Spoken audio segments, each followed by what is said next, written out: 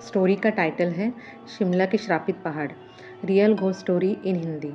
यह कहानी उन 4 दोस्तों की है जिसके साथ कुछ ऐसी घटना घटी कि जिससे उनका पूरा जीवन ही बदल गया। आइए जानते हैं कि ऐसा क्या हुआ था।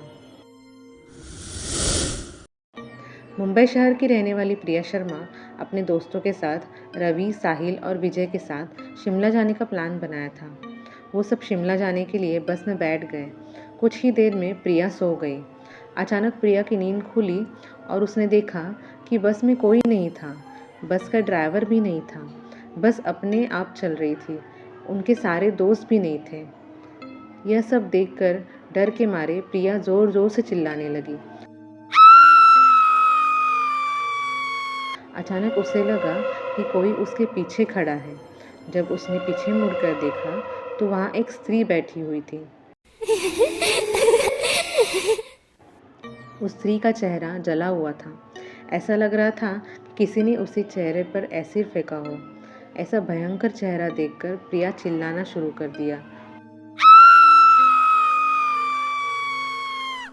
बचाओ बचाओ बचाओ। और अचानक प्रिया की नींद उड़ गई। वो एकदम डरी हुई और पसीने से पूरी भीग गई थी। पास में बैठे हुए विजय ने पानी की बोतल दी और बोला, शायद तुमने कोई सपना देखा होगा। थोड़ी ही देर में सब शिमला पहुंच गए और एक होटल पर रात बिताने गए। दूसरे दिन वो सब साथ में मिलकर होटल के पास वाले पहाड़ पर घूमने जाने का नक्की किए।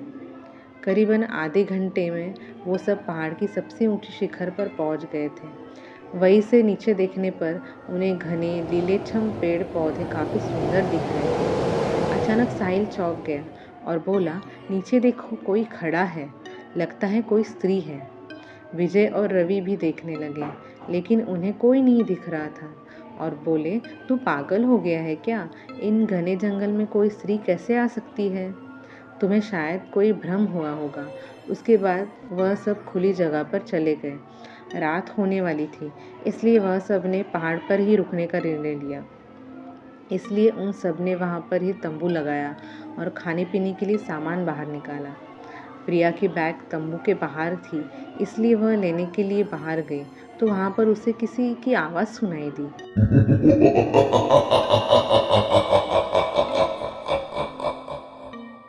प्रिया उस आवाज़ की ओर अपनी नज़र घुमाती है तो उन्हें सामने कोई 3 आदमी आते हुए दिखते हैं।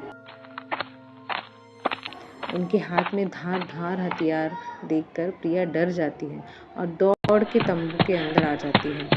उसने अपने दोस्तों को भी यह बात बताई, लेकिन उसकी कोई बातों पर विश्वास ही नहीं कर रहे थे। प्रिया चिल्लाकर बोली, आप सब पागल हो गए हो क्या? कोई भी मेरी बातों पर भरोसा नहीं कर रहा है। चलिए मेरे साथ, मैं आपको बताती हूँ। वो सभी बाहर आकर नीचे देखने लगे। उतने में ही उन सभी को लगता है कि कोई 3 लोग उनकी ओर बढ़ रहे हैं। यह देखकर वो सभी डर जाते हैं और तुरंत ही अपना अपना सामान समेटने लगते हैं और बड़े से पत्थर के पीछे जाके छुप जाते हैं। थोड़ी ही देर में वो सब ऊपर आ जाते हैं। प्रिया देख रही है कि उनके हाथ में पैर और सिर आम आदमी जैसे बिल्कुल नहीं थे। वो सब एक जगह पर बैठ जाते हैं और कुछ तांत्रिक विद्या शुरू करते हैं। उनमें से एक आदमी अपने हाथों की उंगली को काट देता है, लेकिन अंधेरे की वजह से उन्हें कुछ भी ठीक से दिखाई नहीं देता है। अचानक उन चारों ने देखा कि एक औरत उन आदमियों के बीच में आके लेट जाती है। कोई नहीं जानता कि आखिर वो औरत वैसे कहाँ पहुँची। प्रिया ने कहा, मुझे कुछ समझ नहीं आ रहा है। आखिर ये सब क्या हो रहा है? मुझे बहुत डर लग रहा है। एक के बाद एक वो तीनों उस औरत को सूंघने लगे। वहीं पे अचानक उस औरत ने अपनी उंगली उठाई और हमारी तरफ इशारा करने लगी। हम सब डर गए। वो तीनों उस औरत को छोड़कर हमारी ओर बढ़ने लगे। हम सब पहाड़ी से नीचे होटल की ओर दौड़ने लगे। हमारी आवाज़ सुनकर वो तीनों हमारी ओर दौड़ने लगे। प्रिया और साहिल सबसे आगे थे और विजय और रवि उनके पीछे दौड़ रहे थे। प्रिया और साहिल होटल तक पहुंच गए, लेकिन रवि और विजय का कोई पता नहीं चल रहा था। हमने होटल वालों से उनके बारे में सभी बातें की तो उन्होंने कहा कि उस पहाड़ पर कोई नहीं जाता है। वो पहाड़ श्रापित है। जो भी वहाँ जाता है वो कभी वापस नहीं आता है।